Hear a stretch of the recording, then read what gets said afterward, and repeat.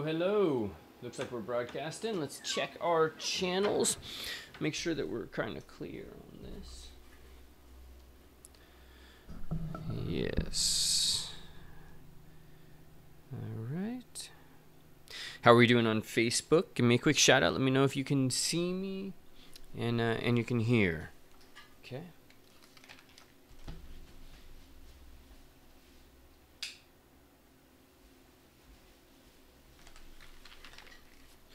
Looks all good there. Let's check YouTube. Okay, we're also broadcasting over there on Twitch. So feel free to check us out over there. And it looks like we're live with the 12 Days of Realism. And I think we're at day 8. I think it is. How you guys doing? All right. Today, let's get back to that actually. There we go. Make sure that you guys can see this. Voila. All right. We're getting back. Day 8. What I want to do today is, I don't know if you noticed, but I have a Sculpting the Face class, which is likely to morph into this thing called the Sculpting School. So I can just keep my efforts to train people on digital and traditional sculpting all under one umbrella. It'll just make my life easier. So I have Sculpting the Face class right now. We've got some great people in there, and I want to look at their work and see what's right and what's wrong, because we're at this point here in the day 8 where we want to make sure that we've got the basic fundamentals and all of that stuff before we progress and start moving off into getting this thing into marmoset and getting the little stubble and all these other little things done on the face, which we're going to do. Because, you know, as a reminder, what we're doing here is we're getting ourselves to the capacity to create something like this. Okay, there's a lot more that happens in games, you know, and there's a lot more that can be done for this. But as soon as I reached this stage, I really wanted to make sure that I was sharing this with you guys and giving you kind of some sense of how things go. Hey, Roy. Hey, Adrian. Mr. Wallace. Guys, head over and check out Josh Wallace's art station. He's in my boot camp, done some amazing work. And his art challenge. We should give you a nice little shout out. Where's my... There it is. All right, check this out. We did an art test. And what he did in 2 weeks was phenomenal. Really, really proud. There you go. That was 2 weeks of work. Busting his butt. I love it. All the way. Sculpt. Texture. In Marmoset, which is essentially saying it's a game art institute. And I'm really looking forward to this. This is what I call the art test, and it's a 14-day challenge that I give, and we all just bust our butt. Okay, anyways, what we want to do now is take a look at Sculpting the Face. If you want to know more about the program itself, almost everything I do art-related is over here at Game Art Institute. You can just head over to the courses, and if you scroll down, we actually have 2 courses that are really important. We got a whole bunch of workshops here, but you can see Arvin's substance class here, and you can see my Sculpting the Face. And if you click that, you just head right over, and it'll take you right over there. Okay, now here's the Sculpting the Face that we're looking at. This is we use Workplace for the community, and I wanted to get in and review some people's work inside of ZBrush to see what's really working and what's not, and what we can do to go to the next level. Because right now at this point, the plate where Herman is, he's only had structural training, and I'm sure he's learned a lot. He knows a lot already, but we've had kind of simple structural training to help people get to this stage, and now I'm starting to introduce the inside out. So we've started to look at the skull and all of that kind of stuff. But let's come in here. I'm going to go into Lightbox, and I'm just going to start this thing over with a simple sphere. Let it load. Here, while it's loading, here's our action cam. All right, and I got everything stored here. Let's go into, is this the work? Here's my work folder, face, student work, and I've got a bunch of ZTLs except for, I think Herman gave me a project. All right, let's load Herman's project. Then we'll load everybody else's into that. There we go. And let's start with Herman. Let's start with Herman and say, what is working? What's not working? Okay, now again, as a reminder, depending on when you come into this, I am doing the 12 Days of Realism. And if you come over into Game Art Institute, you can go to the blog and you'll see all of those posts there. So there's the 6th day, the 7th day, Susan's posting it, the 5th day. And if you want to follow along with those things, make sure you go to day 3. And day 3 is right where we've got the file that you can download to kind of follow along. All right, let's get ourselves. So again, today I'm just looking at student work and I'm reviewing to see what makes sense and doesn't make sense. Now along these lines, I don't know if you guys know this, but my anatomy figure ships with ZBrush. You go into Tool, and I have a little anatomy figure. It's inside your copy of ZBrush. It's really cool, really awesome for the Pixelogic people to do that. I'm sure they had a lot of choices of who to include and whatnot, and I'm grateful that they put this inside. I also got a couple of other mentions inside of ZBrush that I love. If you come into Project and you go into the mannequin, you got the 8-head female, Ryan. Those are mine. Yay. All right. Here's the anatomy. What is anatomy? I think that's a very important question. What is anatomy? What's anatomy to you? Fred, who does the complex vehicle? I think that was Matthew, but it's already, that was Tuesday. I think you can actually buy the training afterwards. Josh, man, thanks for the hard work. Okay, let me check YouTube while you guys are answering this question of what is anatomy. Uselix, the only hack man.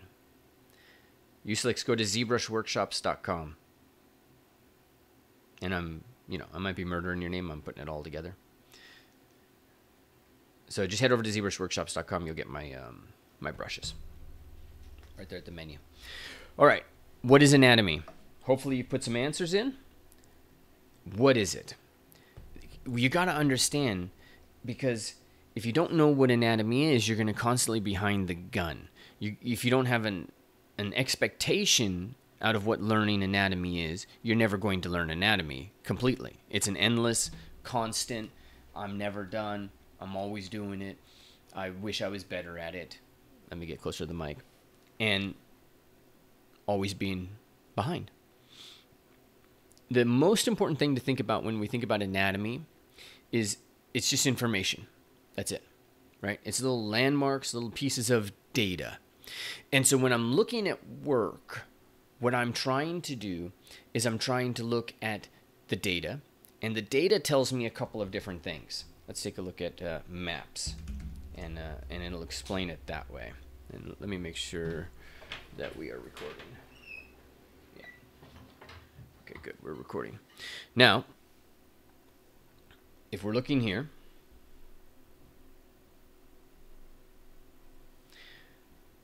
this is data. As we zoom out, let's come out this way. We see the same amount of data, but we see it from a higher perspective. And so if I want to go in and I want to learn about Corona del Mar, I'm going to have the same amount of data, but now it's in a smaller, more localized region. I'm going to come down, and now I'm going to have same amount of data, smaller, more localized. I'm going to now have names. Here, it's not possible to have names, so all I have names of all the smaller ones, so I have these names, right? And so the way I think about this is if you zoom out like that, this is kind of like saying brow, mouth, nose, okay? brow, not blow. As we go in, let's go in here into the nose region. Now we're like, oh, we're in the nose region. So now this is the alar facial juncture. Oh, that's cool. All right, and this is the nasal labial fold. All right, and this is street crossing here, 19th Street. 19th Street is going to be the facet. And then we just keep going like that. It's just this kind of constant unfolding of information. That's what anatomy is to me. So when I look at this, or even when I'm looking at this, you can go deep, much deeper than I've done here, right? I'm showing you where the superciliary arch is. I'm showing you where the glabella is, the nasal jugal groove, you know. I'm showing you where all the, but you can go even deeper than that. And you can look at just the superciliary arch and start to define what are the elements of the superciliary arch that are important, that are cool, right? Like here, this is a really great one. I love this one. Not there. Let's go here. There. You don't normally hear about this, the mediojugal fold. Okay?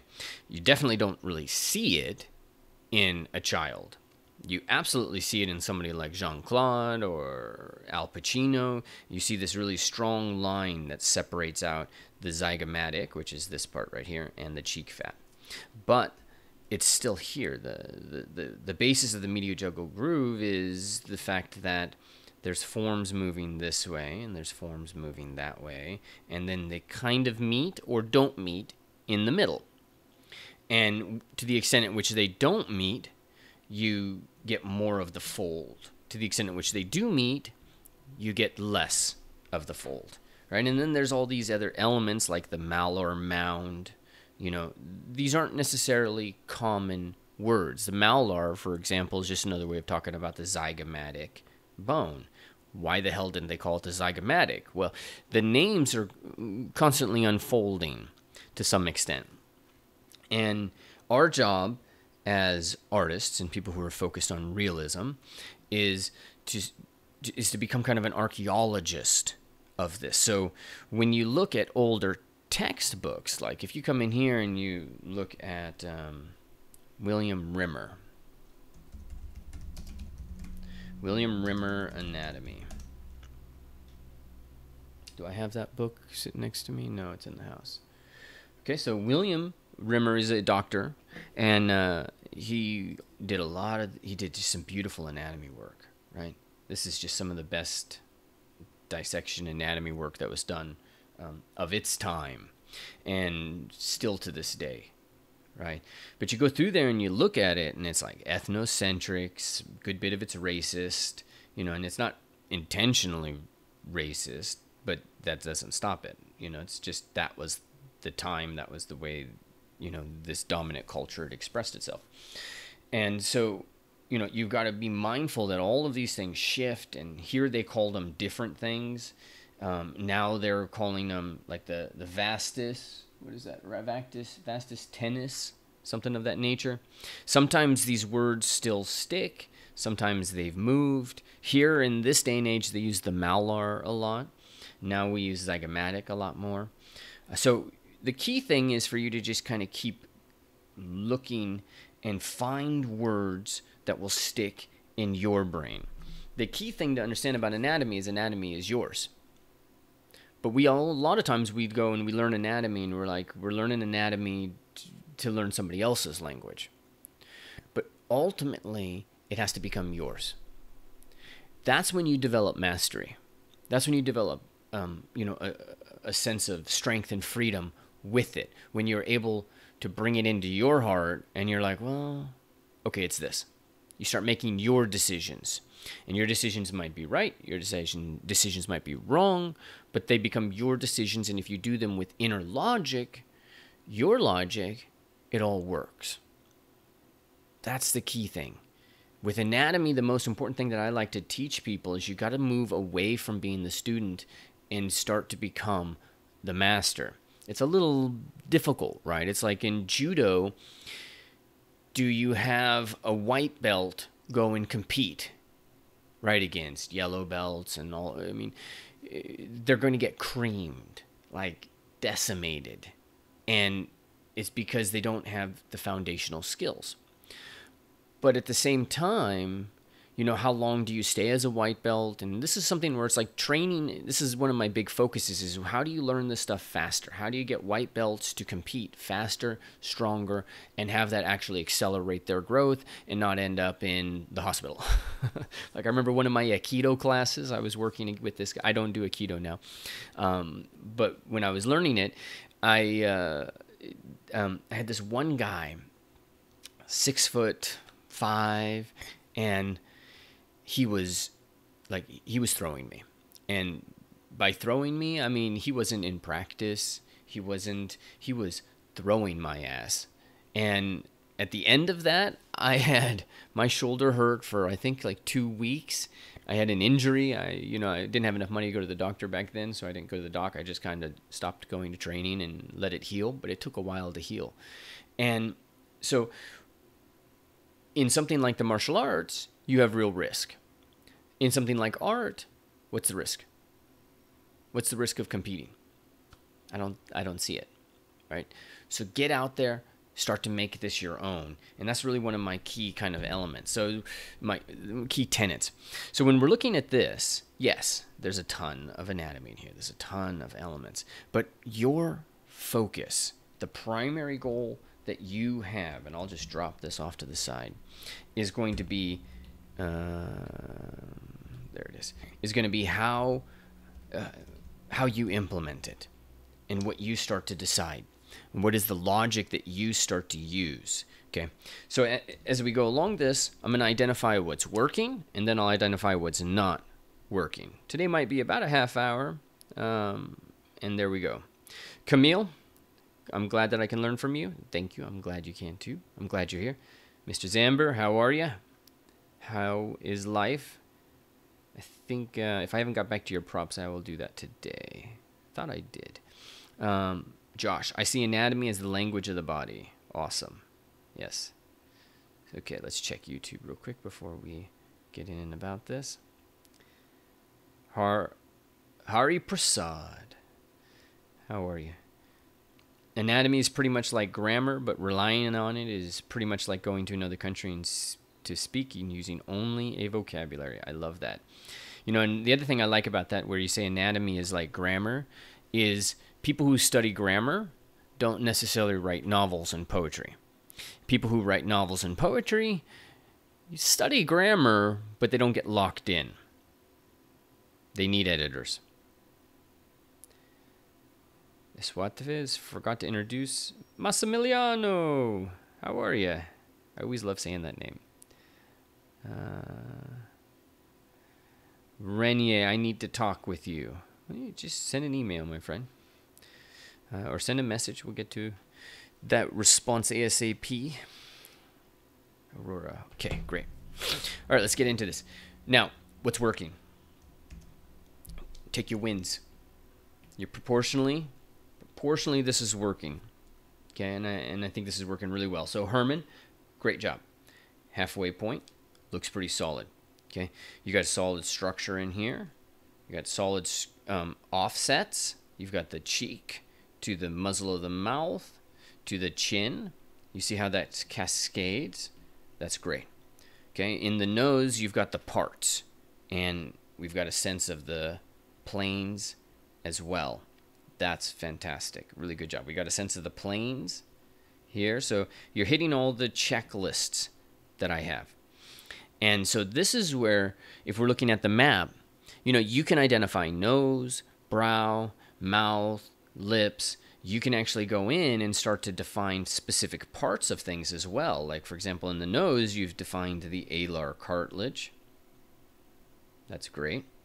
You've defined the nostril and how the nostril moves. Great. You've started to identify the lateral cartilage and the nasal bone moving into the maxilla, right? In the brow, you've started to define you know, a little bit of the superciliary. You've defined the supraorbital. You've defined the infraorbital margin. That's great. In the mouth, you have, of course, the separate lips, and you've got these different parts for the lips. I don't know what those are called. You've got the little nodule on the side. You've got some good movement in the muscle fibers. You've got a zygomatic. All right. So if we go back to our map metaphor, you are very clearly... Can I go back to that? Yeah. So you're good at this level. You're good at this level where we're like, this is the nose, and we're looking at the nose and understanding that. Okay, but now you got to get in, and you got to start to look at the edges, right? And this is where things become really important. Let me see if I can explain it. So here's all the nose, and then let's imagine over here, this is the mouth. Within these specific areas, Herman, you are good on the nose. You've got the alar, you've got the nodule over here, you got the fat pads. Okay, where you're not good, where your problems are, so where most people's problems are, it's on what's the connection. Does that make sense, guys? See, a lot of information is out there on the mouth. A lot of information is out there on the nose. So Herman has mastered the information available to him. But what he's not doing, and what's a little bit harder because there's much less information about it, is how these things move into each other and connect. So for example, it's very easy for me to tell when somebody has a certain kind of beginner level of anatomy on a character. I look, wrists, okay, and it doesn't take a beginner level for the wrists to suck. that's an intermediate level as well. But elbows, okay, what about here where the shoulder connects to the chest, right? How's that structure working? Okay, how about the neck? Okay, these are the areas where it's like these things, well, the neck is actually well defined, but I would say that the connection from the arm to the chest, where you have the pectoralis coming in on here, and you have the deltoid crossing this way, and then in the back, you have the deltoid, the scapular muscles, you've got the spine of the scapula coming in along here, and all of these things are meshing together in these interesting ways. And so now we have to start to think differently. And this is what's really kind of cool about this whole thing to me, is it's a mental game. When you focus on the lips, you focus on the mouth, you focus on the eye, it's like, okay, eye, palpebral ligament, okay? And it's just the palpebral ligament. It has an insertion, it has an origin, you know? It has an origin and it has an insertion. You said those wrong. So they're separate entities. When you get into certain parts, like as we go into the brow, into the nose, and as we go into the eye, into the cheek, and as we go from the cheek into the mouth, what's this space right here? What's happening in that space? Okay, what's happening in the space between the brow, the eye here and here? Okay, what's going on there is these kinds of moving, and what we have to start to think about is we have to start thinking about things not just being origin, insertion. We have to start to think about overlaps. This thing's moving this way, it's coming this way, this thing's offset this way, it's offset that way, right? And that becomes really important for us to get to that next level, right? Because it's no longer this. It's no longer, hey, there's the external angular process of the frontal bone.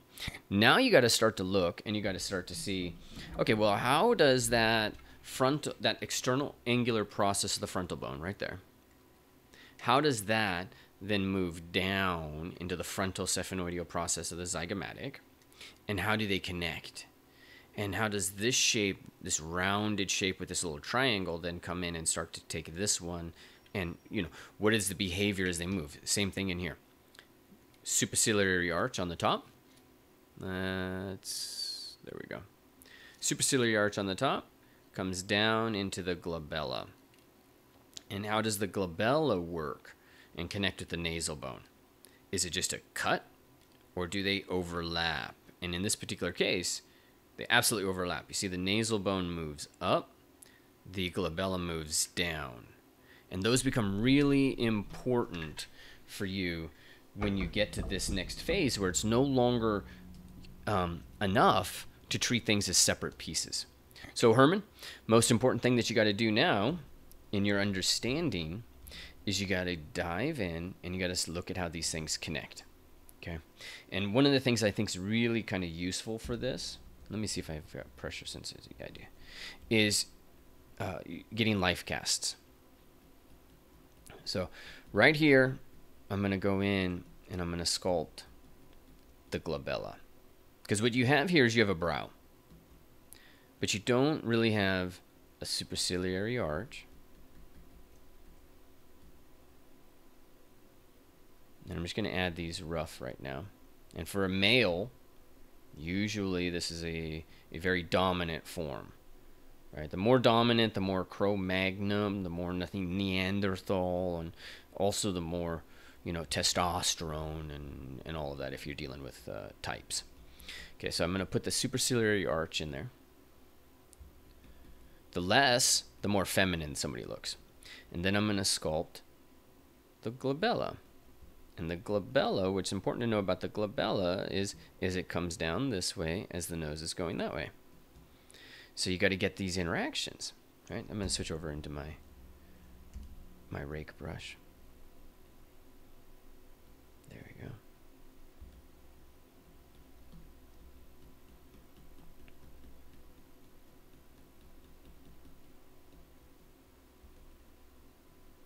And then it just naturally flows right into the superciliary arch. Okay, there you go. Now, it's not going to be accurate until I get the nose as well. Do you see that, Herman? I know Herman's not here right now, but I know he's going to, I'm going to send him over this way.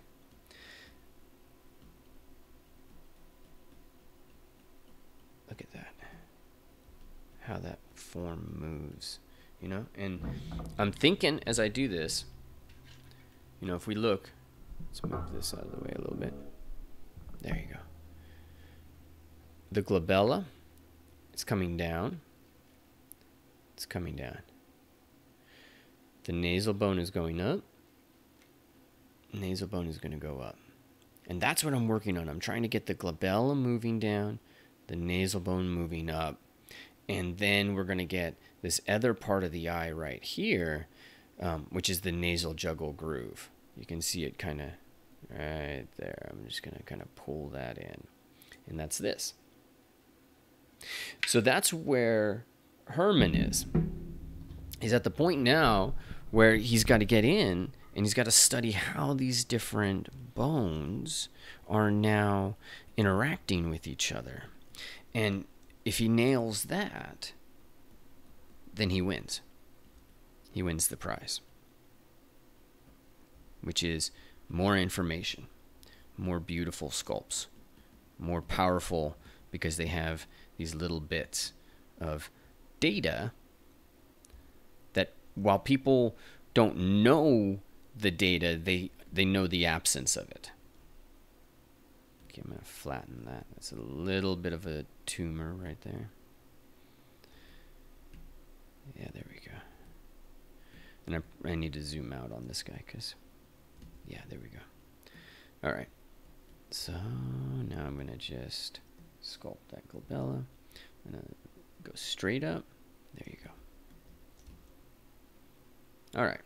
So a little bit more work that we need to do to make that really rock. But that gives you a sense, Herman, of what's next. Now, then the next step, I mean, I like to use the rake brush. It's not the rake brush that I probably told you this a million times. I had the great fortune of putting the rake brush in ZBrush, this one. It's not good anymore. So if you head over to ZBrush Workshops, you can get my rake brush. Oh, no. Look at that.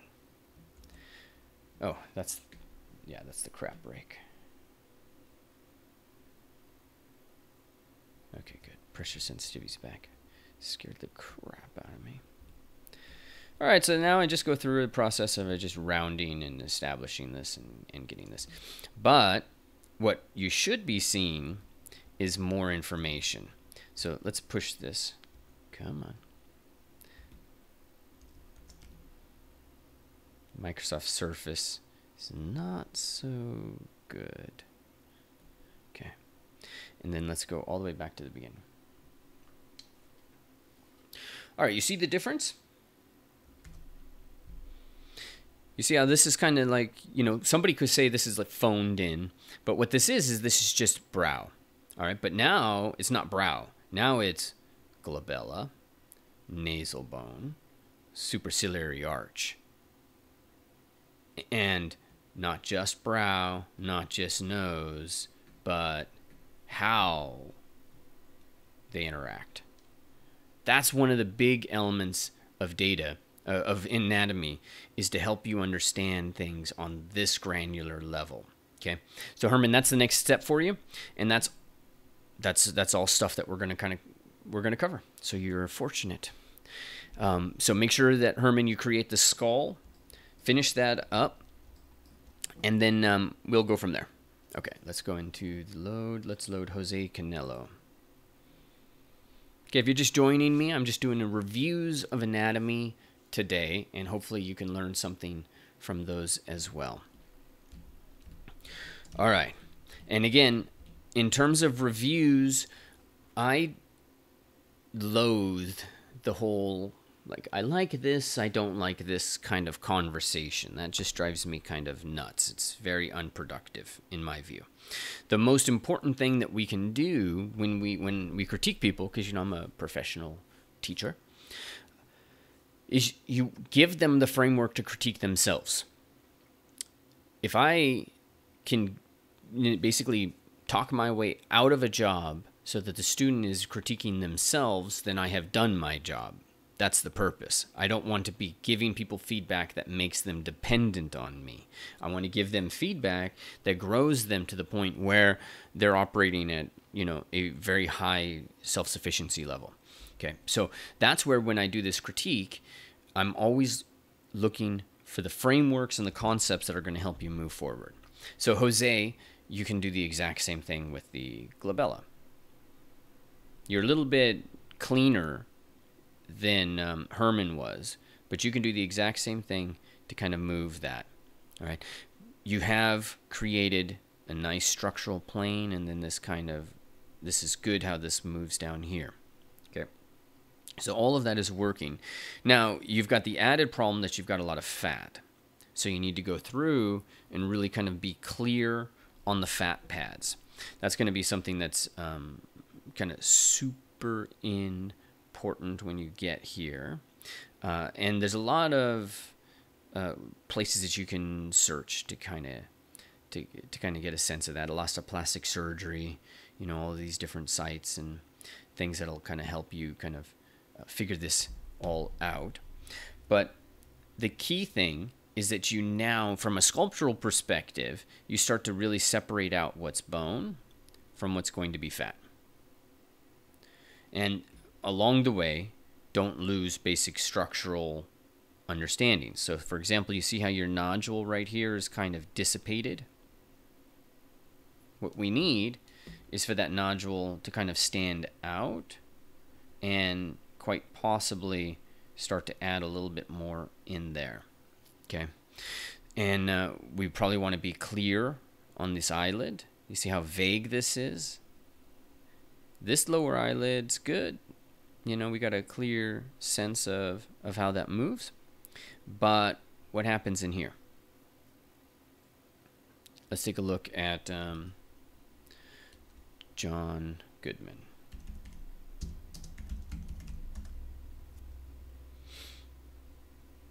It's a little older, so it's a little bit different.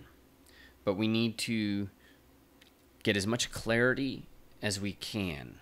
Let's look at and by clarity, really all we're talking about is information. You need to get data points. You need to have a sense of what moves, what doesn't move, what could move, and then on from there. Let's take a look at... Any of these would really work, but I'm trying to find one that's a little bit more round for you. Let's see if this one will work. Okay. What are these lines? This is the conversation we need to have. What are these lines? There's a line here. There's a line there. Nasolabial fold. Okay, but then there's also form here, form here, form here, form here, form there. Separates out. There's the eyelid. You know, there's a lot of different elements as we go through. And our job is to get as much of this as we can. So this, they call the palpebral line. Palpebral, yeah, it's basically, this is the part of the eyelid that really kind of sucks in and connects to the eyeball. This is the nasal jugal groove. Okay, malar facial,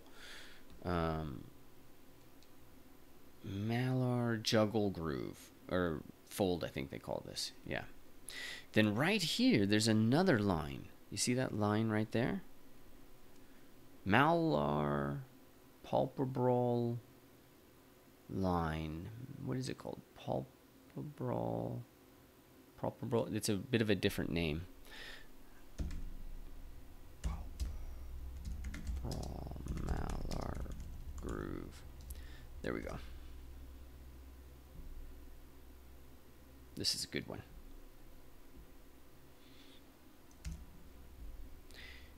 You got the palpebral line, nasal jugal groove, okay, and then it comes into the palpebral malar groove, and then it becomes the mediojugal fold. Plastic surgery sites are fantastic for this because they have to communicate this stuff to people who have a risk of dying to undergo these surgeries. So that means they're detailed as hell. Fantastic. Look at this. Nasal jugal groove, but really look at the palpebral malar groove, this little line right on the side. Okay, and a lot of times we think of it and we say eye bag. And if you say eye bag, well, you sculpt the basic eye bag. If you go and you say nasal jugal groove, malar, mediojugal groove, I forget what it is right there. And then if you get the palpebral malar groove, you get that. Now suddenly you have more information, and so you're going to be more detailed in your presentation of it. And so that's what we're looking at here as well. We have kind of a basic explainer of it. We can go into the standard brush. Come on. You get that. But now we need our nasal jugal groove, right? You're missing that. And then we're going to put that fold. Then we're going to put the palpebral malar groove there. We're going to get that upper eyelid with a little bit of fat and pull that off. Then you're going to push that in a little bit, and then there you go. Data. We're going to put a little line in here,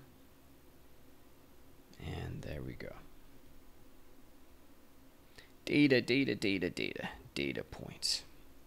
Data science is huge today because it gives people the capacity to understand what's happening out there in the marketplace. What's going on here? Oh, this model's 25 million polygons. Is that serious?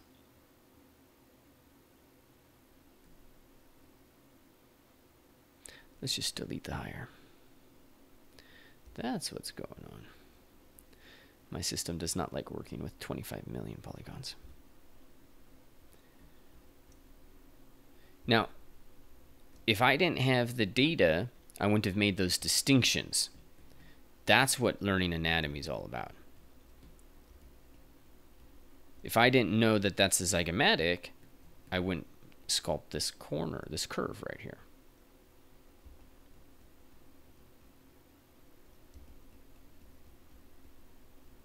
If I didn't know about this little fold, then I would skip that.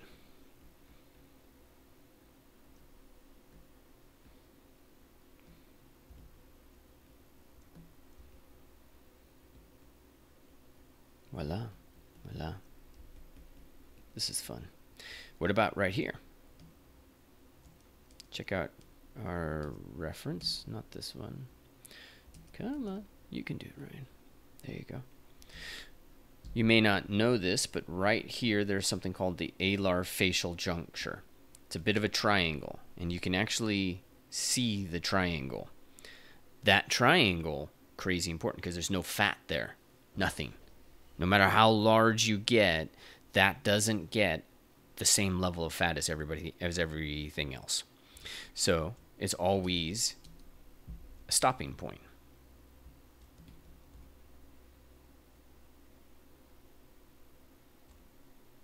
And then the fat grows around it. And when we sculpt, we need to be mindful. Don't sit here and just be like, you know, when I sculpt fat, I just sculpt it, and I don't worry about how it transitions into a form. I just sculpt it up, and then I let the transition take care of itself.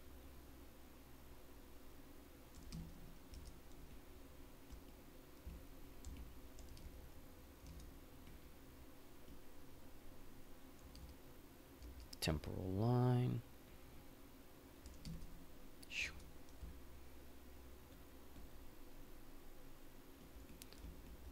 All right, so this is good, Jose. It's a good foundation.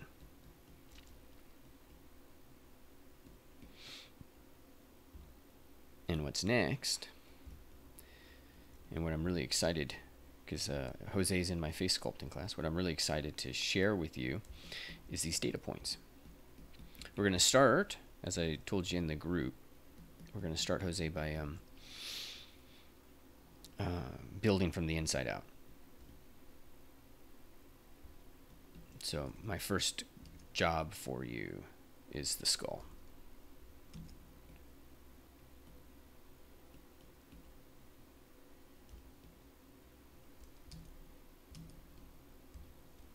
Okay, let's just smooth that out. And again, this is my specific approach. I like to use the rake brush like this, obviously. Since I put the rake brush in ZBrush, it's absolutely something I feel passionate about. Felt passionate about it back then, feel passionate about it now. Okay, now that I'm going to leave it at this. I'm not trying to, you know, do anything major. I'm just trying to show you the small things that you can do to improve the work and the small steps that get you there. All right, so we got more work to do, but this is new, old, and do we have more information and more realism happening than we do here? If you say yes, then it all comes down to small changes and distinctions that I made.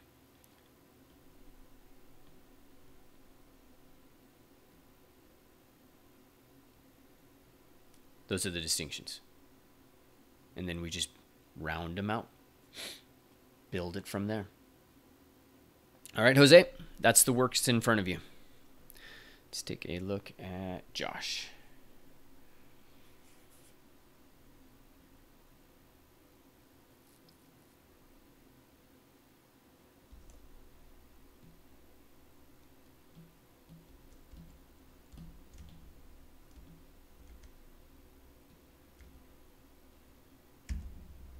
Okay. All right, this is good. Yeah, man, I'm on this. This is fantastic structure. Okay, and the devil's going to be in the anatomical little bits of information. And the problem that you're going to have, Josh, is that it's not just the bone. 2 million. Let me go to a lower res. I'm going to delete higher. We're going to have to look from all these different views to get a sense of how this operates. But right now, what we need to do to make this really work is just add these couple of little pieces of information. Okay, so one thing I'm doing right here is I'm rounding, because that's what happens. It rounds. I'm also going to move this in a little bit closer to the eye, and then I'll push back out from there. Okay. Try to make these thicker. You're making a sculpture. Sculptures survive on that. design that.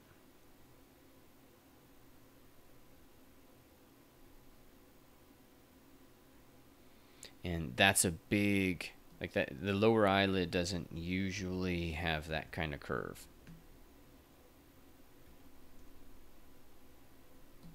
Try to flatten it.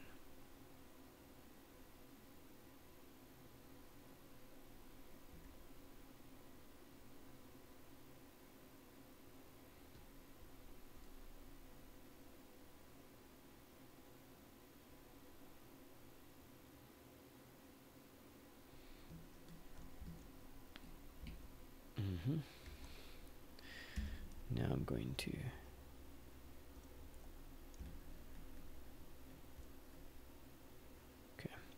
now I'm going to add some volume there.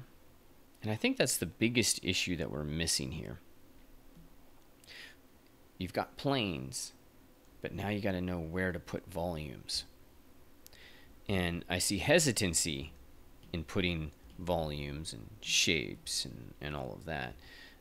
And I understand that because in the beginning, that's what we focus on.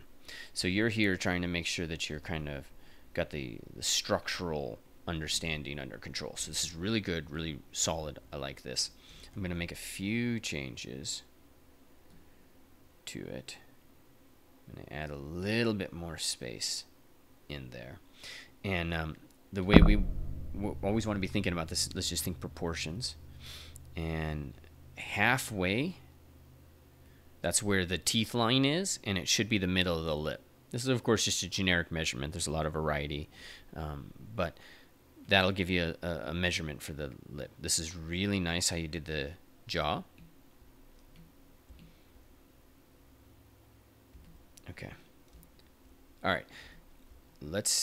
I'm trying to make small changes before I get into anything major.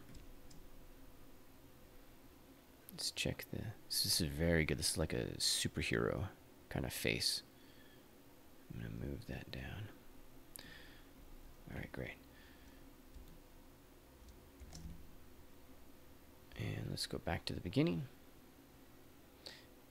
All right, I made 2 shifts that dramatically altered what we have. First one, and we're not finished with it yet, is the zygomatic. Second is the shape of the eye. And really the big movement that really changes it there is that lower eyelid. And then 3, I increased the chin. Okay, small moves there. That you're going to do that really quick. Then you're going to need to get in and really get clarity in terms of this space. This is the space you're very unsure of. You're very unsure of this space as well. And I get it. But we still need to be sure about it. We need to get clarity. So I'm going to do a couple of things. I'm going to round that out. There we go.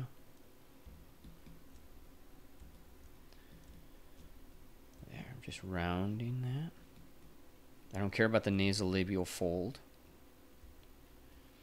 Okay. I'm going to round that cheek. And you see the cursor?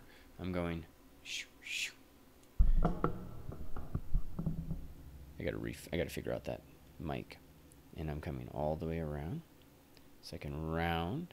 I'll go down the form and then round it. And I'll push back there. Round, round, round, round, round, round, round. Round, okay. Separate the cheek from cheek fat. And then in here, I'm going to put just a little bit for the masseter.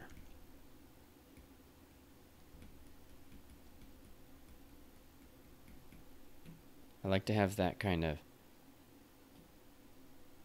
move in the other direction.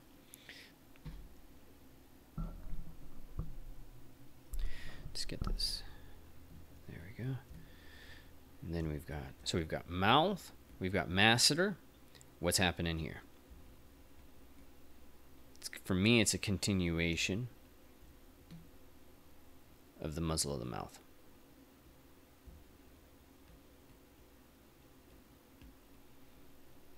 And then that continuation hits up against the masseter, which is going another direction.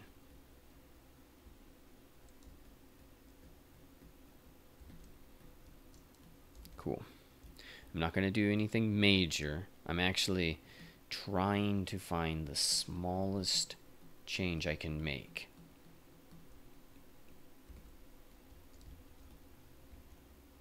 All right, there we go. Let's lower the, let's smooth it all out.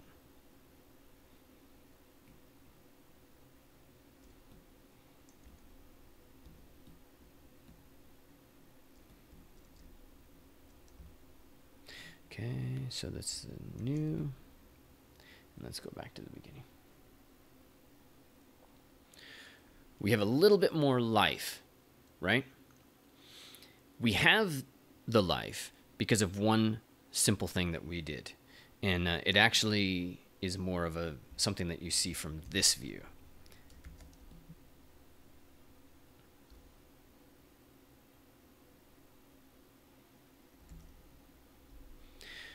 You saw when you were looking at my screen, the brush movements are going like this.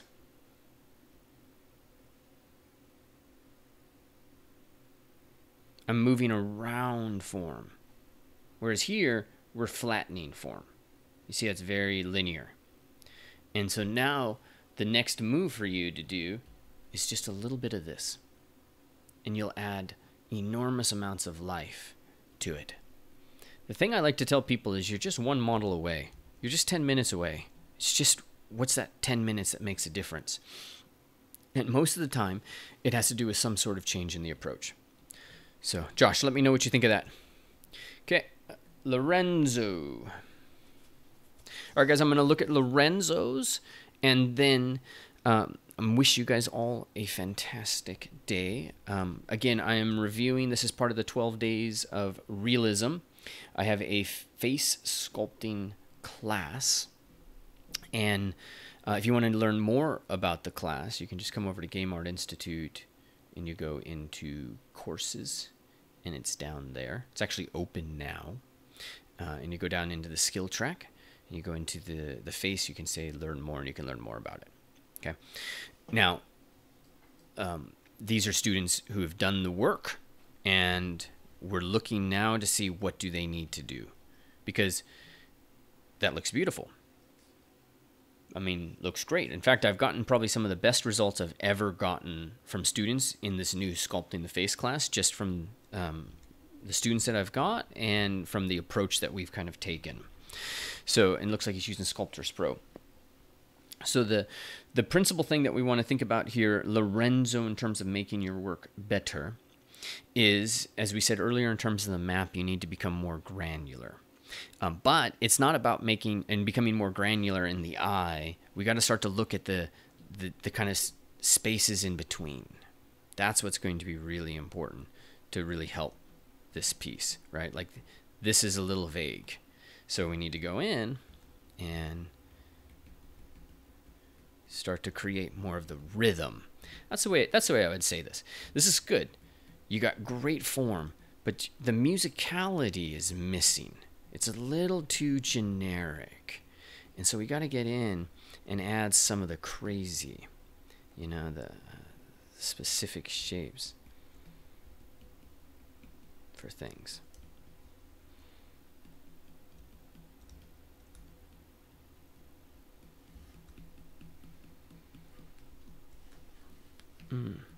Yeah, just like that. Okay, wait. Hold on one sec, guys.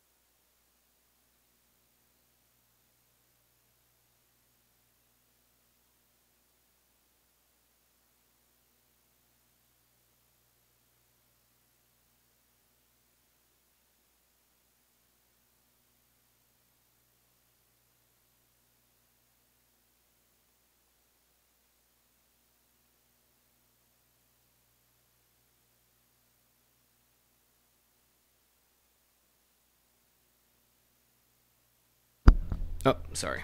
All right, somebody came right up while I was doing this. All right, so Lorenzo, we need to get in, and we start to just create smaller pieces of information, right? That's going to be the key, is that you get in and you start to create these smaller understandings. Instead of just like a simple brow, get the glabella moving down, and then the nasal bone moving up. Get the separation of the alar facial juncture. Get the muscle fibers moving up this way, muscle fibers moving down this way. Get a little bit more clarity in terms of how the lip line works. Get this whole kind of, there's a whole muscle fibery thing there. And then also here in this chin, it's actually 3 forms you need to be mindful of. 4. There's the mentalis, the depressor anguli, and then there's the actual jaw itself. So the jaw itself is a bony attachment, so it's going to actually push in. The mentalis is a big form, and then the depressor anguli becomes important for us to kind of figure this and go straight down. Does that make sense?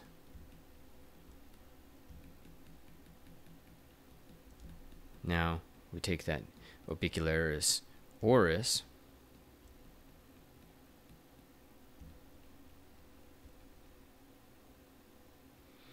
there you go. Now the big thing, I learned this actually recently. Pull that all the way up.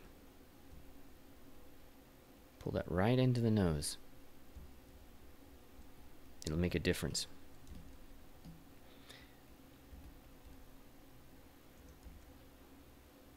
This guy could get much stronger of a nose. I'm a big fan of like really big, strong, powerful noses. The nostrils a little wimpy. And that nose is a little bit of a cocaine nose job, which is just another way of saying that the alar cartilage has been eroded.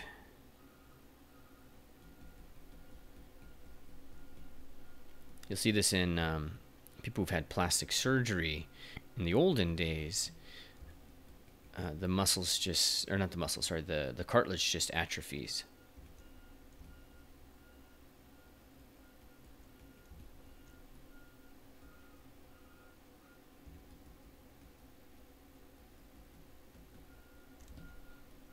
There you go. All right, don't forget your depth. It's a little flat. So do take your lines and pull them back this way, so that you get some proper movement as it goes back. Let's smooth it out and see if we did a good thing or we did a bad thing.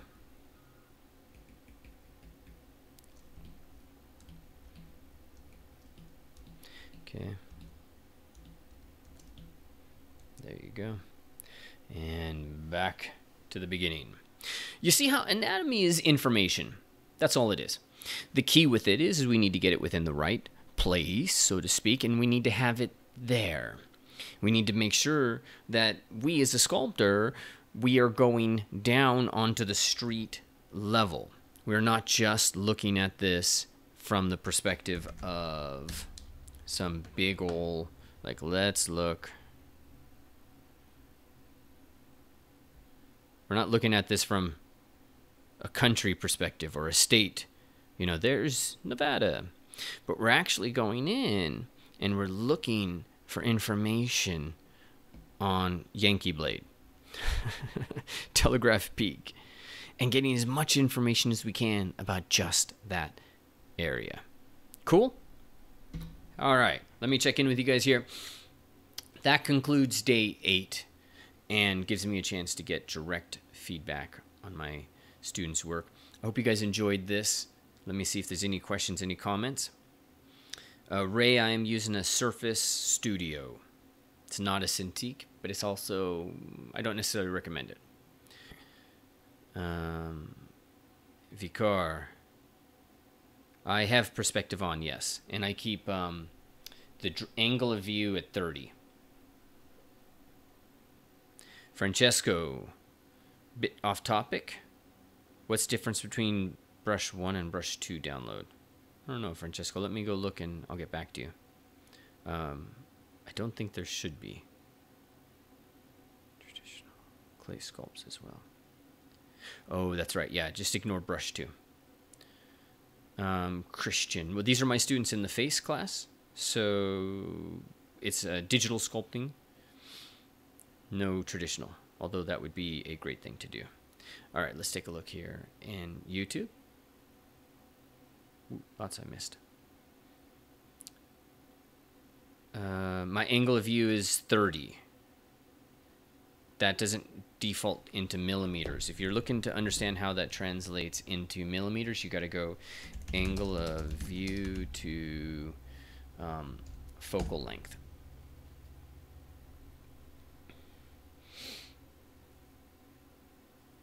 And I still don't know.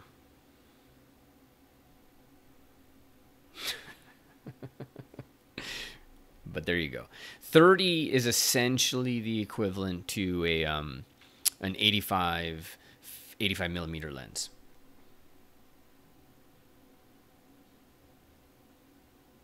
Nizumi. Okay, great. Thanks.